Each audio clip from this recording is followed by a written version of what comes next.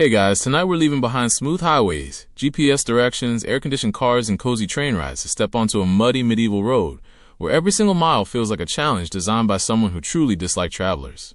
You can almost smell the damp earth before your boots sink into it, hear the slow creak of overloaded wagons disappearing into the morning mist, and feel a cold breeze reminding you that comfort is about to become a distant memory. The funny part? You probably won't survive this, at least not without complaining every 5 minutes. Medieval travel had a remarkable talent for turning even the shortest trip into an unforgettable disaster. So before you get comfortable, take a moment to like the video and subscribe, but only if you genuinely enjoy what I do here. And while you're settling in, leave a comment telling me your location and your local time. It's always fascinating to see where everyone is listening from around the world. Now dim the lights, maybe turn on a fan for that soft background hum, and let's ease into tonight's journey together. You wake before sunrise, because that is simply what travelers do. There is no alarm clock buzzing beside your bed, only the distant crowing of roosters and the faint glow creeping across the eastern horizon. The village is still mostly asleep, wrapped in silence except for a few dogs wandering between wooden fences and a baker already feeding his oven. Today is departure day, not for adventure, not for excitement, certainly not for sightseeing. You travel because you have little choice. Perhaps you must visit family several villages away. Maybe your lord has ordered you to carry supplies. Perhaps you're a merchant hoping to earn enough coins to survive another season. Whatever the reason, staying home would actually be the easier option. You own very little, which is fortunate because carrying anything is exhausting. A small leather pouch hangs from your belt. Inside are a few precious coins, carefully wrapped so they don't jingle loudly. Money attracts attention, and attention attracts problems. Your food is simple: a coarse loaf of dark bread, a chunk of hard cheese, maybe some dried onions, if fortune smiles, a little smoked meat. You tuck everything carefully into a cloth sack. Every extra pound will remind your shoulders of its existence before noon. Water is another concern. Fresh streams cannot always be trusted, though you often have no alternative. Wells vary from village to village. Sometimes they're clean, sometimes they're less than inspiring. Your stomach will eventually become something of an optimist. Clothing is chosen for survival rather than style. A wool tunic scratches your skin. Heavy boots promise protection but quickly become uncomfortable. A thick cloak doubles as blanket, pillow, raincoat, and occasionally emergency shelter. Multitasking existed long before smartphones. Around you, other travelers prepare in much the same way. An elderly merchant tightens ropes around bundles of cloth balanced on a cart. A young apprentice nervously checks whether his master's horse has been fed. Two pilgrims quietly whisper morning prayers before setting off toward a distant shrine. Nobody looks especially cheerful. Everyone understands what lies ahead. The road, if it can truly be called one. Unlike the smooth highways you're probably imagining, medieval roads are more like suggestions left behind by generations of determined feet. Sometimes they're little more than dirt paths connecting settlements. Sometimes wagon wheels have carved deep grooves into the earth that fill with water after rain. Every journey begins with uncertainty. You never quite know what condition the road will be in until you're standing on it. The village slowly disappears behind you. Smoke rises lazily from chimneys. Children chase chickens through tiny yards. Someone waves goodbye. You don't know exactly when you'll return. That thought quietly settles into your mind. Travel in the Middle Ages isn't measured by hours. It's measured by daylight. Once darkness falls, movement becomes dangerous enough that most sensible people stop altogether. Without streetlights, reflective signs, or flashlights, the world transforms into an ocean of blackness. Even familiar paths become confusing. So every morning begins early. Every evening ends wherever you happen to find shelter. Simple. Unless you fail to find shelter. As the morning grows brighter, more travelers join the road. Most acknowledge one another with cautious nods. Conversation is possible but never guaranteed. Trust must be earned. You have heard countless stories about robbers pretending to be harmless travelers. Some tales are exaggerated. Others are frighteningly accurate. Nobody wants to discover which category today's strangers belong to. Still, there is comfort in numbers. A group is harder to attack than a lone traveler. Soon you naturally fall into step with several others. Nobody formally introduces themselves. Instead, everyone watches.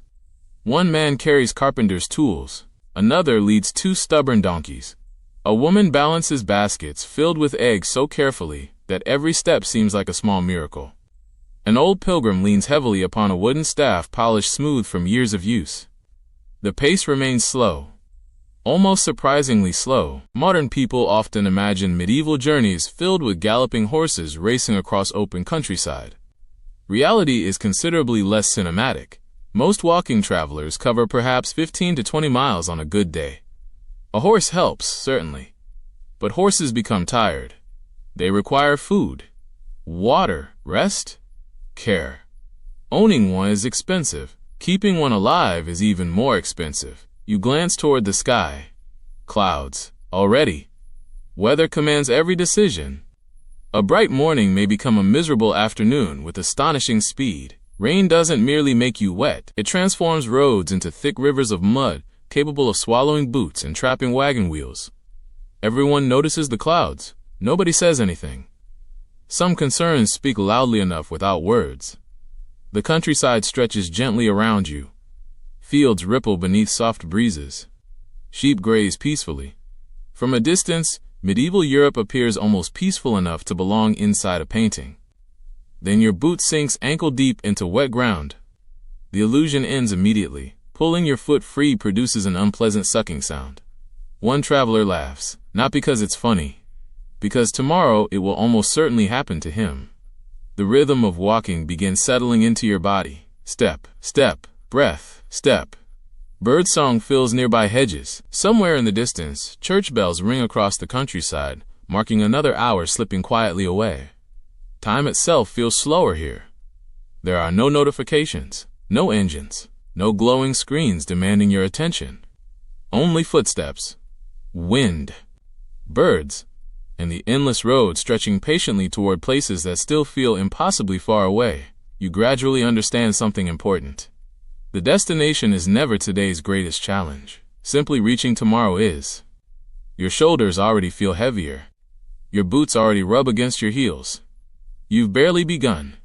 And somehow the journey has only just introduced itself. The medieval road waits ahead with remarkable patience, fully prepared to test every ounce of your determination before allowing even the smallest taste of progress.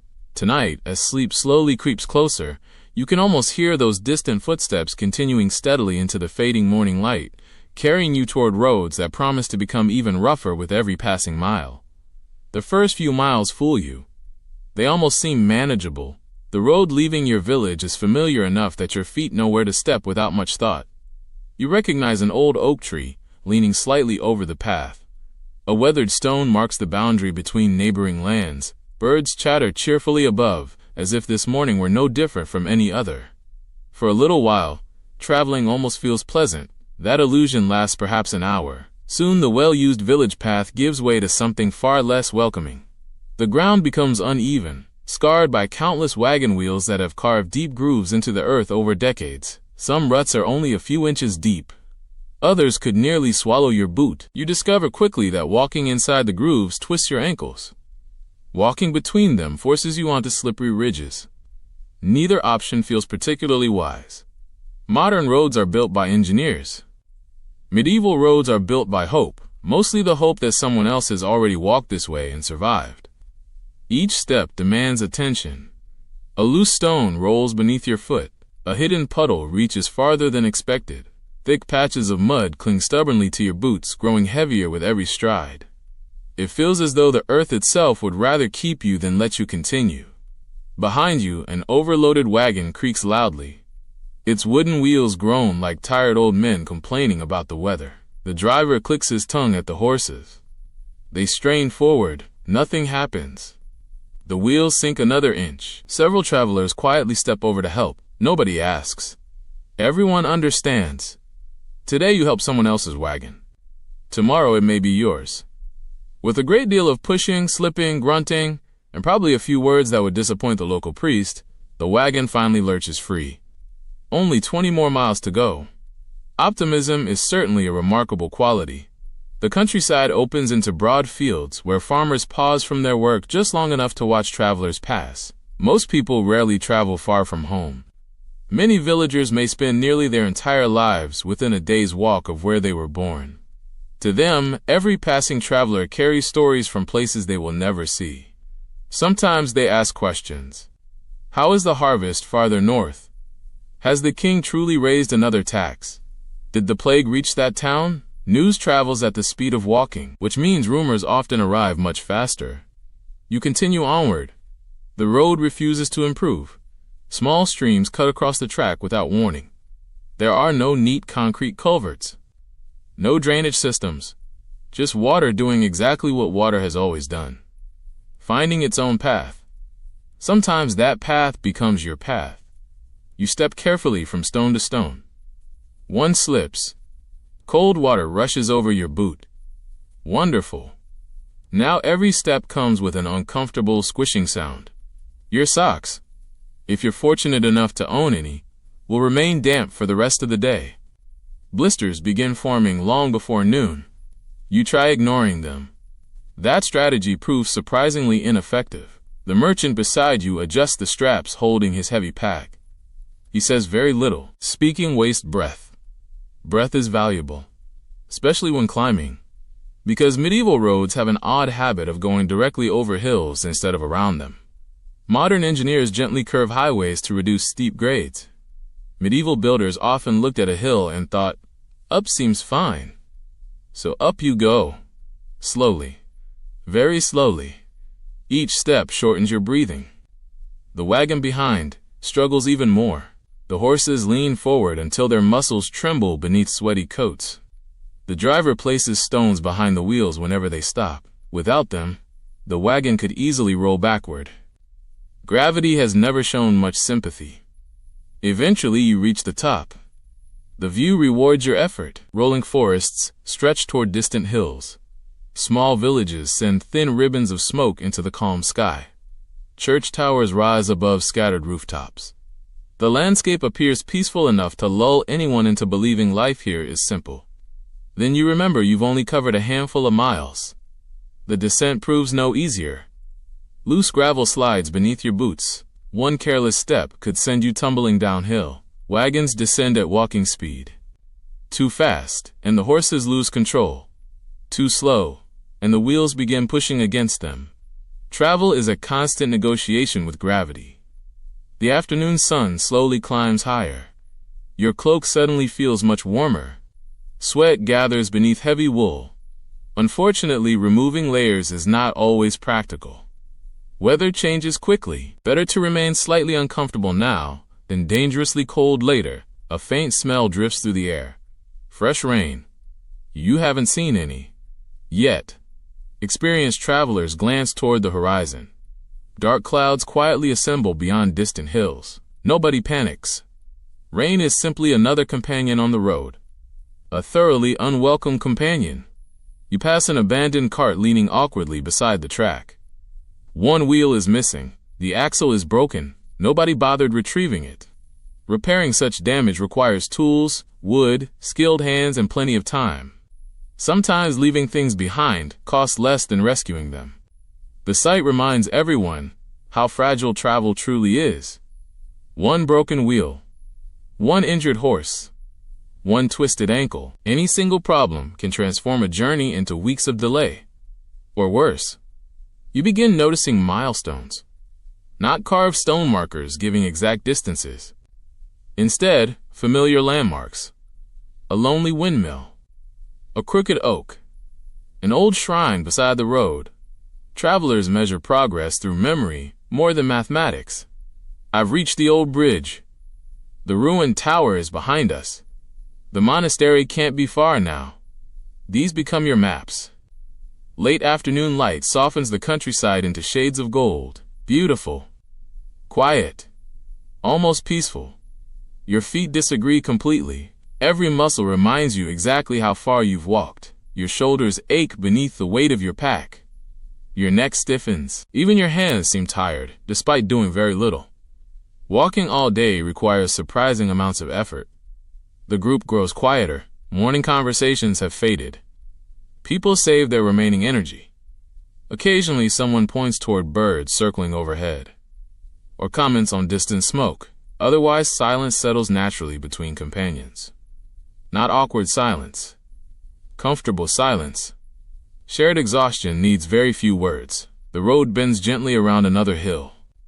Beyond it lies more road. Of course it does. The Middle Ages possess an almost endless supply of roads, just difficult enough to make every mile feel twice as long.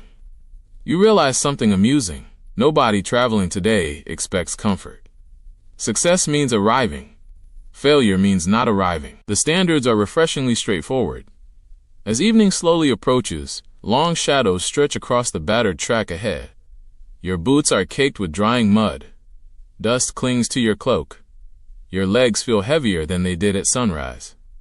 And tomorrow you'll wake up and willingly do exactly the same thing again. The road has only begun teaching its lessons.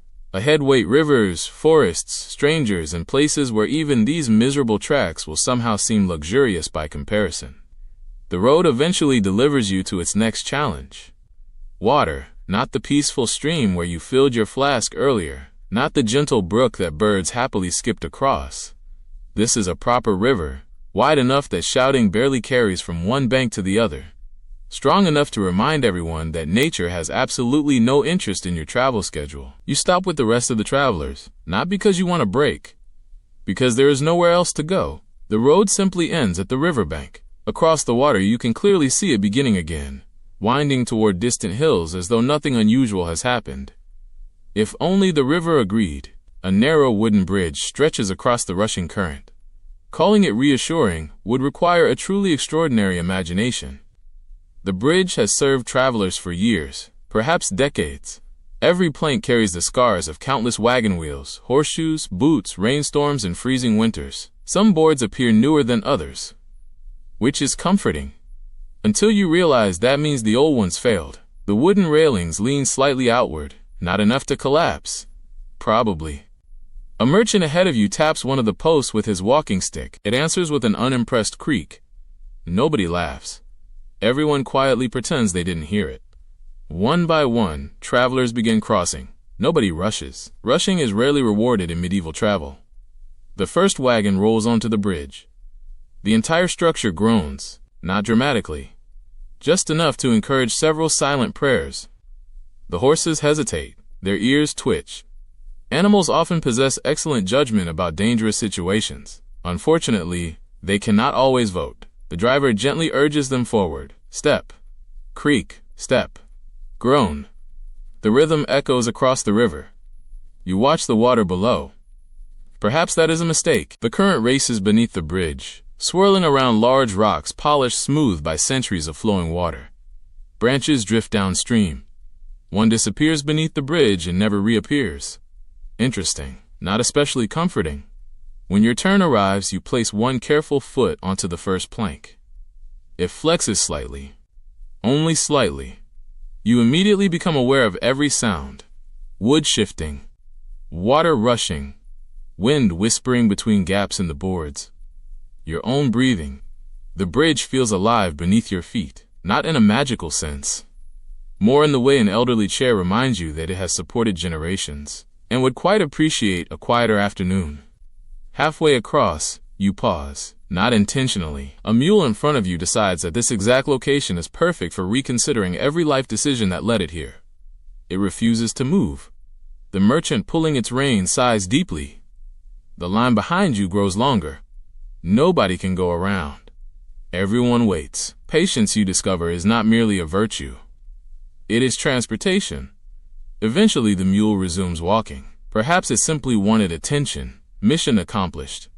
The opposite riverbank feels surprisingly satisfying beneath your boots. Solid earth has never seemed so trustworthy. Some rivers offer bridges, others do not. Those are considerably more interesting. Later that afternoon, your group reaches another crossing.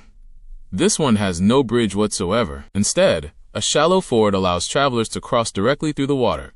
At least, it is supposed to be shallow. Local villagers insist the water rarely reaches above your knees. Local villagers also cross it every week. You do not. The first traveler steps carefully into the current. Water immediately reaches mid-thigh. Excellent. The villagers were only off by several inches. Everyone rolls up whatever clothing they can. Those fortunate enough to ride horses remain mounted. Those walking accept their fate. Cold water wraps around your legs. The river bed is uneven. Large stones shift beneath your boots. The current presses constantly against you, encouraging you to reconsider this entire expedition. You politely decline. Halfway across, someone loses their footing. Only for a moment. Two nearby travelers immediately grab their arms. Nobody wants to watch a companion disappear downstream, especially not while carrying everyone's shared cooking pot. Fortunately, both traveler and pot survive. The pot may actually receive slightly more enthusiastic celebration. Cooking without one would become awkward remarkably quickly. Once safely across, everyone empties water from boots. Again, travel somehow contains an endless supply of damp footwear. A small ferry waits farther downstream. It consists of a flat wooden platform attached to thick ropes stretched across the river. Simple, practical, slightly alarming. The ferryman charges a small fee. He smiles pleasantly enough. You suspect he smiles even more pleasantly after collecting payment. The ferry moves slowly. Hand over hand, the ferryman pulls along the heavy rope while passengers remain perfectly still. Nobody enjoys testing the balance. A nervous chicken tucked beneath one woman's arm clucks loudly throughout the crossing. Perhaps it objects to water travel. Perhaps it simply has strong opinions. Either way, it survives. As do you. Large rivers often become gathering places. Merchants unload cargo. Fishermen mend nets. Children throw stones into the water. Pilgrims rest before continuing. The crossing becomes more than transportation. It becomes a tiny community where strangers briefly share the same destination. You notice weathered wooden signs pointing toward distant towns. Most travelers cannot read them. Instead, symbols carved into the wood help guide the way. A cross for pilgrims. A crown for the King's Road. Simple images understood by nearly everyone. Clouds drift slowly overhead. The afternoon breeze carries cool moisture from the river. Dragonflies skim across calm pools near the bank. For a few peaceful minutes, travel almost feels relaxing again. Almost. Then you notice another bridge in the distance. Smaller, older, even less convincing. You quietly wonder whether the carpenter responsible ever considered making it wider, or stronger, or both. Still, tomorrow someone will cross it. Just as travelers crossed yesterday, and just as countless others will cross years from now. Because medieval roads offer very few alternatives. The bridge may creak, the ford may flood, the ferry may drift, yet somehow the journey always continues. One careful step after another, one cautious crossing after the next. With every river safely behind you, your confidence grows just a little stronger, not because the roads have become easier, but because you are slowly learning that surviving medieval travel has less to do with courage, and much more to do with accepting that every bridge will sound as though it was built 5 minutes before you arrived. The river fades quietly behind you. Its steady rush slowly disappears beneath the sounds of your own footsteps, until only the occasional bird call fills the air. Ahead, the landscape begins to change. The open fields become fewer. The sky grows smaller. Tall trees gather along both sides of the road, their branches reaching toward one another until they almost meet overhead. You have arrived at the forest. From a distance, it looked inviting. Cool shade, fresh air, gentle birdsong. Now that you stand beneath the first towering oaks, it feels very different. The sunlight struggles to reach the ground. Long shadows stretch across the narrow path. Every gust of wind makes hundreds of leaves whisper together in voices too soft to understand. It is strangely peaceful, and just unsettling enough to keep you alert. Forests in the medieval world were unlike the carefully managed parks many people know today. These woods felt endless, ancient, untamed. Some stretches had remained largely unchanged for centuries. Gigantic oak, beech, and pine trees rose high above your head. Their trunks were so wide that 2 grown adults together might struggle to wrap their arms around them. Thick moss covered fallen logs. Ferns spread across the forest floor. Tiny mushrooms appeared beneath damp leaves like little umbrellas after the morning rain. The air carried the rich scent of wet earth and old wood. Beautiful. If you ignored everything else, The road narrows. What had once been wide enough for several wagons now barely allows one cart to pass. Low branches brush against your cloak. Tree roots twist across the path, eager to catch an unwary boot. Your pace slows naturally. Everyone's does. A merchant walking beside you quietly removes his coin pouch from his belt. Instead, he slips it beneath his tunic. No one asks why. Everyone already knows. Dense forests provide excellent hiding places. For deer, for wolves, and, unfortunately, for people who earn their living by separating travelers from their belongings. Highway robbery is hardly a new invention. A narrow road surrounded by thick trees offers countless places to hide.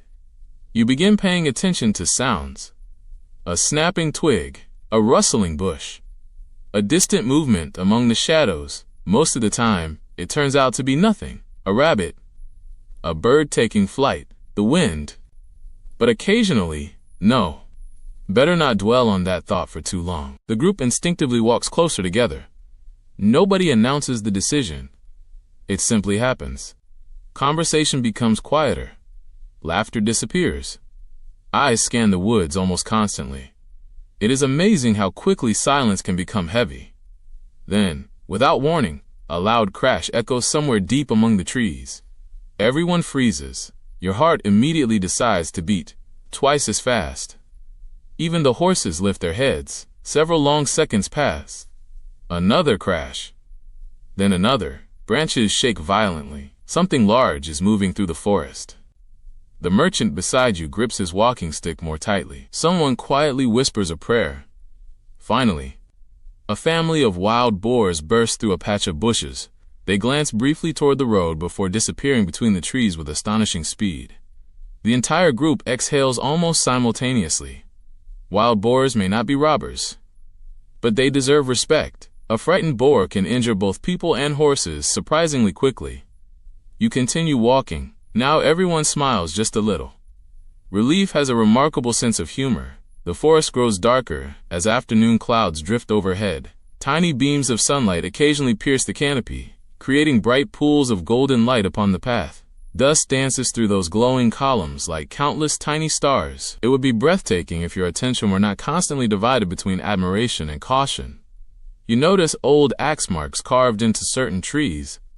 Woodcutters have been here before. Nearby lie stacks of trimmed logs waiting to be collected.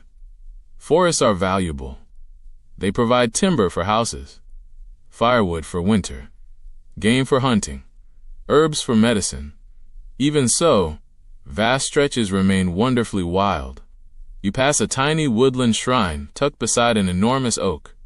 A small wooden carving of a saint stands beneath a simple roof. Fresh flowers rest at its base.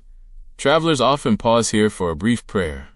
Some ask for safe passage. Others quietly offer thanks for reaching this far alive. You do both. Just in case. The road bends sharply. Ahead stands another traveler, alone. He leans upon a walking staff and wears a faded brown cloak. For a brief moment, nobody speaks. One lone stranger inside a dense forest naturally attracts attention. He nods politely. Your group returns the gesture, nothing more. Within moments, both parties continue in opposite directions. No conversation, no introductions. Only mutual relief that neither group caused trouble. Trust remains a luxury. The afternoon passes slowly. You begin noticing animal tracks pressed into soft earth beside the road. Deer, foxes, perhaps wolves. You are no expert. The older pilgrim traveling with your group studies them for a moment before quietly saying, "They passed during the night." You decide not to ask how he knows. His confidence is comforting enough. Birdsong gradually changes. Morning melodies give way to evening calls. Somewhere high above, an owl quietly watches from a hidden branch despite the fading daylight. Squirrels race along tree limbs. A woodpecker taps rhythmically against an ancient trunk. Life surrounds you everywhere. Usually hidden, always present. Hours pass without seeing another village. That alone feels unusual after crossing open farmland. Inside the forest, civilization seems very far away. The smell of chimney smoke has vanished. Church bells no longer reach your ears. Only trees, wind, footsteps, an endless woodland stretching beyond sight. As sunset approaches, the light fades much faster beneath the thick canopy than it does in open country. The road grows dim. Shadows merge together. Your group quietly agrees it is time to stop before darkness fully arrives. Finding a safe place to spend the night inside these woods will become the next challenge. And judging by the expressions around you, no one expects that challenge to be easy. The last traces of daylight disappear surprisingly quickly beneath the trees. Only moments ago, the forest glowed with warm shades of gold. Now everything is turning blue, then gray. Soon it will become black. Nobody suggests continuing. In the medieval world, traveling after dark is rarely a brave decision. More often, it is a desperate one. You and your companions begin searching for somewhere, anywhere, that offers a little protection from the night. The road itself provides none. A narrow clearing appears beside the trees. Someone considers stopping there. Another traveler quietly shakes his head. Too exposed. If rain arrives, there will be no shelter. If strangers arrive, well, everyone leaves that sentence unfinished. The group continues walking. Your legs protest. Every muscle reminds you that you've already spent an entire day on unforgiving roads. Yet stopping in the wrong place could easily become tomorrow's greatest regret. Eventually, the trees begin thinning. The forest slowly opens. Beyond the last line of oaks, a small farming village comes into view. It is hardly impressive, perhaps 20 wooden cottages, a tiny church, a well standing in the center, smoke drifting lazily from thatched roofs. To you, it looks almost like paradise. Several children notice the travelers first. They stop chasing one another through the muddy lane and stare with wide eyes. Visitors are not especially common, especially after sunset. An elderly woman quietly points toward the largest building near the village square, the inn, or at least something close enough to be called one. You quickly discover that medieval inns vary enormously. Some are welcoming, some are crowded, some are little more than barns with optimistic owners. This one sits somewhere comfortably in the middle. A wooden sign swings gently above the doorway. Its painted image has faded after years of rain and wind. Inside, warm firelight spills across rough timber walls. The smell reaches you before the warmth does. Wood smoke, stew, fresh bread, wet wool drying beside the hearth. After an entire day outdoors, it smells magnificent. The innkeeper looks up as your group enters. He studies each traveler carefully, not suspiciously. Practically, every guest represents both income and responsibility. He counts available beds, then quietly announces the disappointing news. There are fewer beds than travelers. Of course there are. Comfort remains wonderfully consistent in its ability to disappoint. Those fortunate enough to secure a bed pay a little extra. The rest spread blankets across the wooden floor. Nobody argues. Sleeping indoors is already a victory. You remove your boots. Slowly. Your feet immediately thank you. Then remind you exactly how much walking you've done. Blisters decorate both heels. Your socks are still slightly damp. You quietly decide not to examine them too closely. Nearby, other travelers perform the same evening ritual. Stretching sore backs, massaging tired legs, drying cloaks beside the fire, checking horses in the stable. Every movement feels slower now. The day has finally caught everyone. Dinner arrives in simple wooden bowls. A thick vegetable stew, dark bread, perhaps a little cheese. If the inn enjoys unusual prosperity, there may even be roasted meat. Nobody complains. After walking all day, almost everything tastes wonderful. The stew is hot. That alone feels luxurious. Conversation gradually fills the room. Merchants exchange news about distant markets. Pilgrims discuss tomorrow's route. A farmer tells an exaggerated story about a goose that somehow chased away a fox. Nobody seems entirely convinced. Everyone enjoys the tale anyway. Laughter sounds softer after difficult journeys. Across the room, a traveling blacksmith carefully repairs a broken belt buckle while eating. Near the fireplace, an elderly woman quietly mends torn clothing by candlelight. Evening rarely means complete rest. There is always something needing repair before morning. Outside, rain begins tapping gently against the roof. The timing feels almost miraculous. Had you remained on the road another hour, every traveler would now be completely soaked. Instead, you sit beside a warm fire listening to rain that belongs to someone else's problem. For tonight, the horses receive shelter too. A stable behind the inn protects them from wind and rain. They deserve it. Without healthy horses, merchants lose goods, messengers lose time, knights lose dignity remarkably quickly. You step outside briefly before sleeping. The village is almost silent, only the rain, a distant dog barking, the occasional horse shifting inside the stable. Above the clouds, hidden stars continue their patient journey, whether anyone sees them or not. The world feels surprisingly peaceful. You suddenly understand why medieval travelers valued every safe roof they found. Tomorrow offers no guarantees.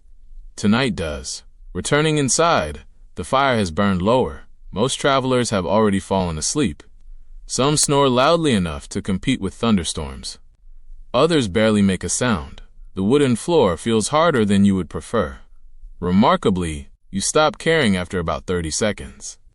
Exhaustion proves to be an excellent mattress. Before closing your eyes, you think about the people who offered shelter, a warm meal, dry walls, a place to rest. Simple kindness carried enormous value on medieval roads. Without villages, without monasteries, without humble inns scattered across the countryside, many journeys would never have been completed at all. The fire crackles softly. Rain continues outside. Your eyelids grow heavier. Morning will arrive far sooner than you would like. And when it does, the road will be waiting once again. Morning arrives with remarkable confidence. Long before the sun climbs above the horizon, someone in the inn is already awake.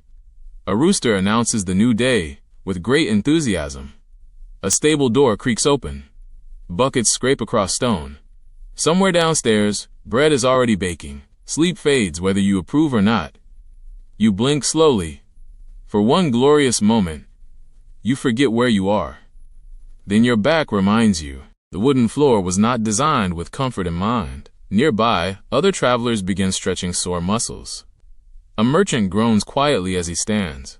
An elderly pilgrim rubs stiff knees before reaching for a walking staff polished smooth from years of use. Everyone moves carefully. Yesterday's miles have not disappeared overnight. You pull on your boots. They feel strangely smaller, not because the leather has shrunk, because your feet have swollen after an entire day of walking. Sliding them back on requires determination. And perhaps a little optimism. Breakfast is wonderfully simple. Fresh bread still warm from the oven. A little butter, if the village has enough. Perhaps porridge. A mug of weak ale, or watered wine instead of coffee. Coffee has not yet become part of everyday European life. You briefly imagine a hot cappuccino. Then reality politely removes the thought. The innkeeper collects payment. Every coin matters. Travel is expensive, not only because of food and shelter. Road tolls, bridge fees, horse feed, repairs, unexpected delays.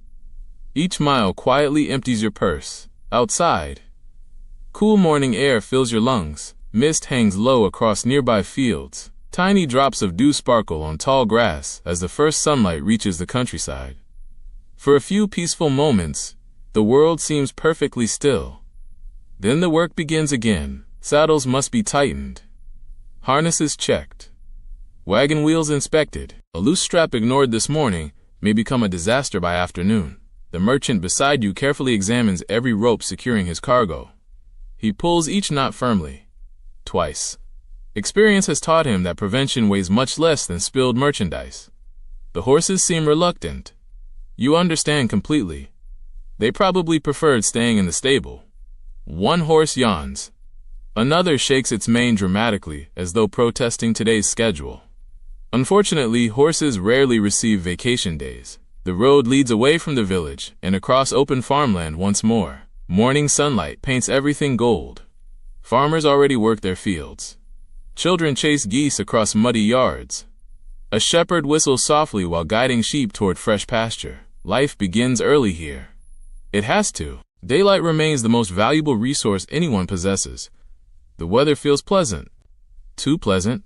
Old travelers become suspicious whenever conditions appear perfect. Beautiful mornings often develop unpleasant surprises before evening. The road dries slightly after last night's rain. Mud becomes sticky instead of liquid. A modest improvement. Your boots still collect enough dirt to qualify as small gardens. You pass a roadside blacksmith repairing a damaged wagon axle. The rhythmic ringing of hammer against iron echoes across the quiet countryside. Travel depends upon craftsmen, blacksmiths, wheelwrights, carpenters, leather workers. Without them, journeys end surprisingly quickly. The smell of hot metal drifts through the cool morning air. It mixes strangely with fresh grass and damp earth. Not unpleasant, just memorable. A young messenger gallops past on horseback. Unlike ordinary travelers, he rides quickly. Royal messages cannot wait. Fresh horses often await him at designated stops. Few people enjoy such luxury. Within seconds he disappears over the next hill, leaving only drifting dust behind. You smile. He may travel faster, but he probably misses all the interesting conversations. Eventually, the road reaches another village. This one is larger, busier. Merchants fill the central square. Barrels stand stacked beside warehouses. Chickens confidently wander wherever they please. Nobody seems particularly concerned. You notice something unusual. A toll gate. A sturdy wooden barrier blocks the road. Beside it stands a small stone building. Two guards watch approaching travelers. One smiles politely. The other appears to have misplaced his sense of humor several years ago. Every wagon stops. Every rider waits. Fees must be paid before continuing. Road maintenance. Bridge repairs. Local taxes. Official explanations vary. Travelers usually care less about the reason than the amount. The guard studies your group. Goods receive closer attention than people. Merchants carrying expensive cloth or valuable spices naturally pay more. A farmer with little more than vegetables often pays less. Sometimes. Not always. Rules possess remarkable flexibility whenever money becomes involved. Coins change hands. Receipts do not. The barrier slowly rises. Your journey continues. Nobody celebrates. Paying to use an already muddy road feels oddly familiar, even across centuries. Beyond the gate, the countryside grows quieter once again. Fields gradually give way to rolling hills. A gentle breeze carries the scent of wildflowers. Butterflies drift lazily between patches of blooming plants. For a little while, the world feels surprisingly kind. Then your shoulder reminds you about the heavy pack you've been carrying. Kindness has limits. Around midday, your group pauses beneath several large trees. Lunch resembles yesterday's. Bread, cheese, perhaps dried meat. Simple food travels well because it has to. Nobody carries delicate pastries across medieval roads. One traveler discovers a mouse has chewed through part of his food bag during the night. He sighs. The mouse probably enjoyed an excellent dinner. The rest of you quietly guard your own supplies a little more carefully. The afternoon stretches ahead. Another village. Another bridge. Another muddy road. The rhythm of travel becomes almost hypnotic. Walk. Rest. Eat. Walk again. The journey slowly teaches patience better than any philosopher ever could. By now you realize medieval travel is not defined by one dramatic danger. It is defined by hundreds of small inconveniences that patiently wear down even the strongest traveler. Sore feet, heavy packs, unexpected fees, changing weather, long distances, little comforts. None seem overwhelming alone. Together, they create an adventure that most modern people would happily decline. And somehow, you've only reached the middle of the journey. The hardest lessons are still waiting farther down the road. The road ahead grows busier, not smoother, certainly not easier, just busier. You have reached one of the great trade routes connecting larger towns, and suddenly you are no longer one small group wandering through the countryside. Now you are part of a slow-moving river of people. Every few minutes another traveler appears. A merchant leading pack horses, a monk walking alone with remarkable determination, a noble riding comfortably beneath a colorful cloak, a farmer pulling a handcart that squeaks loudly enough to announce his arrival long before anyone sees him. For the first time since leaving home, you realize just how many people depend upon these roads. Without them, kingdoms struggle, markets empty, News slows. Families remain separated. Pilgrims never reach holy shrines. The road may be miserable, but it is also essential. Traffic creates new challenges. Passing another wagon is surprisingly complicated. The road remains narrow. Deep muddy ruts leave little room for error. When two large wagons meet traveling in opposite directions, both drivers slow almost to a stop. One carefully guides his wheels onto the softer edge of the road. The other inches forward. Everyone watches. If either wagon slips too far into the ditch, the delay could last hours. Fortunately, today's drivers possess plenty of experience. After several tense moments, both wagons continue safely. Their owners exchange polite nods. Victories on medieval roads are often wonderfully ordinary. Dust begins replacing mud. Several warm, dry days have transformed parts of the road into loose brown powder. Every passing horse sends clouds drifting into the air. Every wagon wheel adds another layer. Soon your boots, cloak, and face were the same dusty color as the road itself. You briefly consider cleaning them. Then another wagon rolls past. Problem solved. Or rather, repeated. The smell changes too. Instead of fresh rain and damp forests, the air carries horses, leather, smoke, and countless travelers sharing the same narrow path. Medieval roads possess their own unique perfume. You probably would not purchase it. The noise grows steadily louder. Wooden wheels creak, harnesses jingle. Hooves strike packed earth. Drivers call instructions. Children laugh. Dogs bark excitedly before racing beside passing carts. Occasionally someone begins singing. Others quietly join in. Simple songs make long miles feel slightly shorter. The melodies drift gently across the countryside before fading into the breeze. Around midday, you notice an enormous merchant caravan approaching from the opposite direction. Dozens of pack horses carry valuable cloth, salt, spices, and barrels carefully tied beneath leather coverings. Guards ride alongside, not soldiers exactly, but experienced men carrying spears and bows. Expensive cargo attracts unwanted attention. Protection becomes another cost of doing business. The caravan moves slowly. Every animal must remain together. If one horse wanders away, confusion quickly follows. Watching such a large procession pass takes several minutes. The road feels almost crowded. Almost. By modern standards, you would probably still describe it as wonderfully quiet. A wealthy noble soon rides past, surrounded by servants. His horse looks well fed. Its saddle appears beautifully decorated. His cloak probably costs more than your entire collection of belongings. Travel, you discover, reflects social class just as clearly as clothing. Some people ride comfortably. Others walk. Some sleep in private chambers, others beneath wagons. The road treats everyone differently. Yet even the noble cannot avoid mud. That feels strangely satisfying. Ahead, you spot a small roadside market. Several farmers have gathered beside the road hoping to sell fruit, vegetables, fresh eggs, and simple tools to passing travelers. You happily purchase a crisp apple. It tastes astonishingly fresh after days of bread and cheese. Small luxuries become memorable remarkably quickly. Nearby, a traveling musician plays a simple wooden flute. Children gather around. Even tired merchants pause briefly to listen. For a few peaceful minutes, nobody worries about distance, or weather, or aching feet. Music asks for nothing except attention. Eventually the tune fades.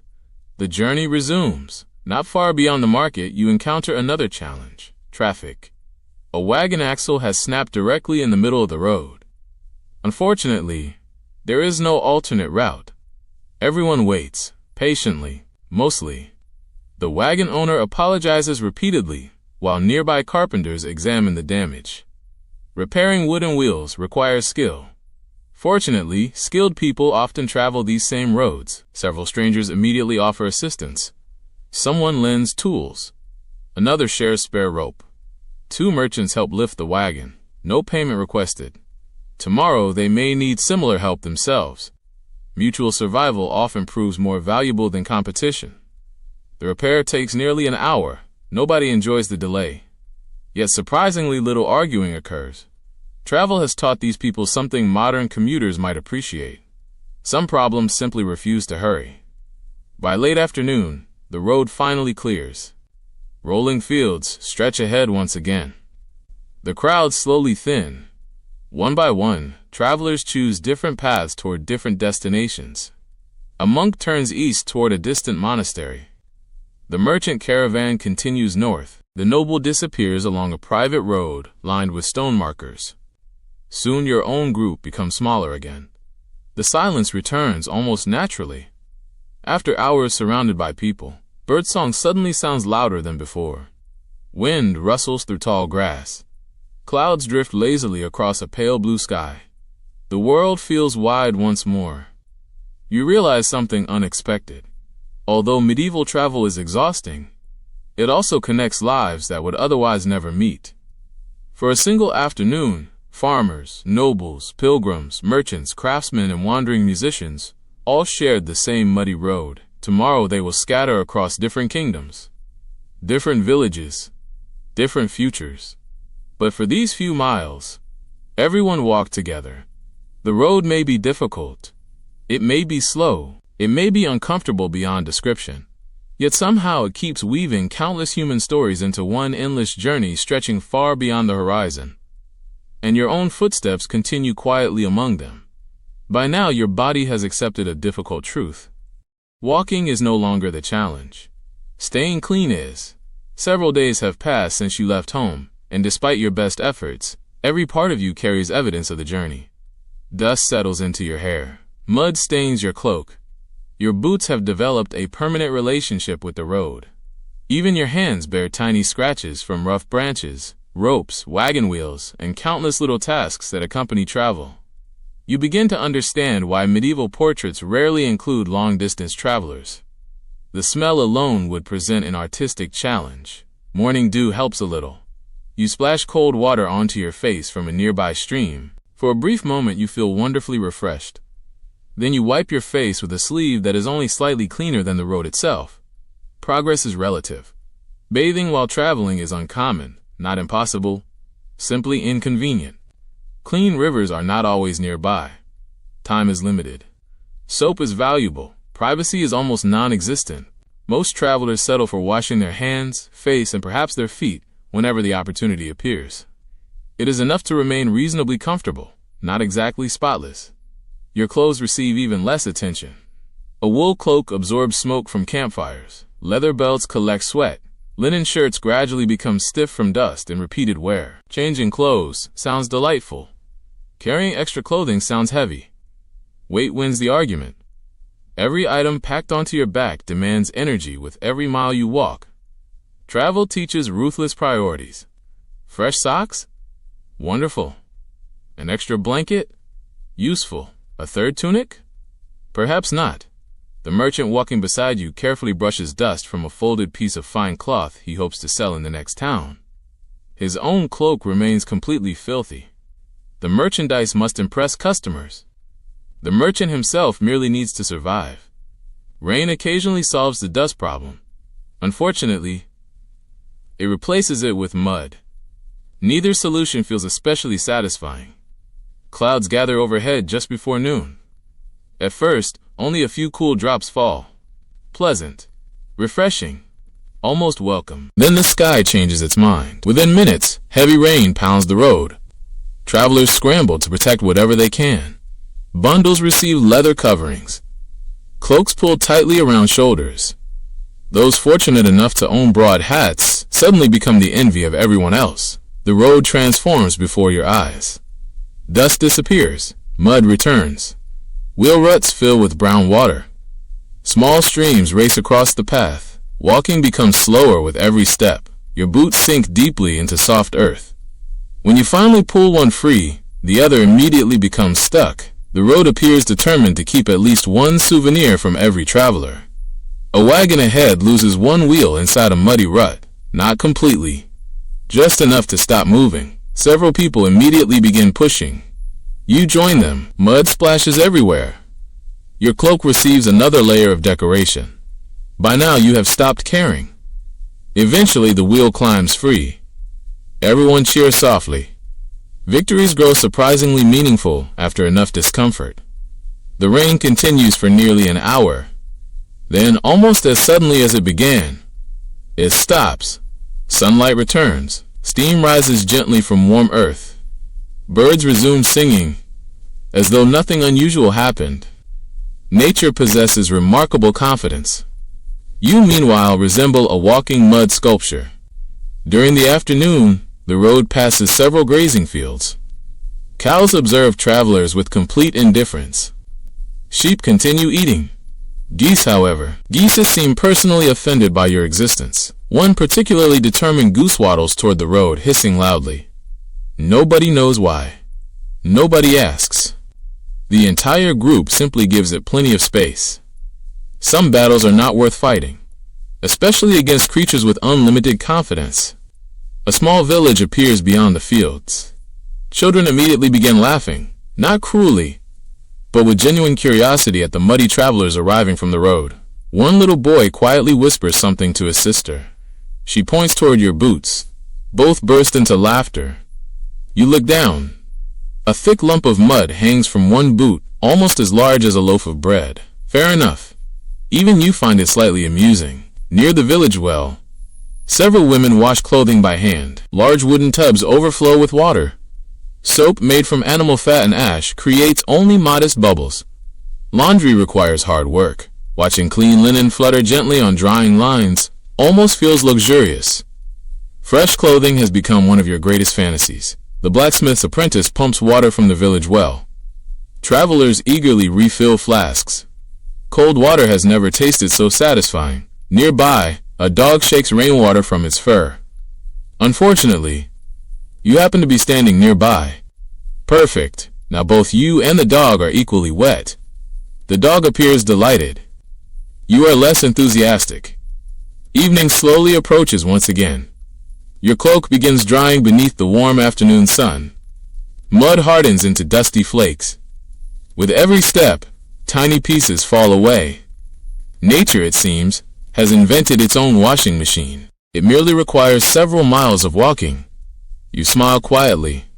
Several days ago, getting dirty seemed like an inconvenience. Now it simply feels normal. Travel changes expectations remarkably quickly. Comfort becomes relative. Dry socks become luxury. Warm food becomes celebration. A clean face becomes victory. And somehow, despite sore muscles, muddy boots, damp clothing, endless walking, stubborn geese, and roads determined to ruin every attempt at cleanliness, you continue. Because medieval travelers always did. There was no shortcut, no train, no heated car waiting nearby. Only tomorrow's road, already stretching patiently beyond the next hill.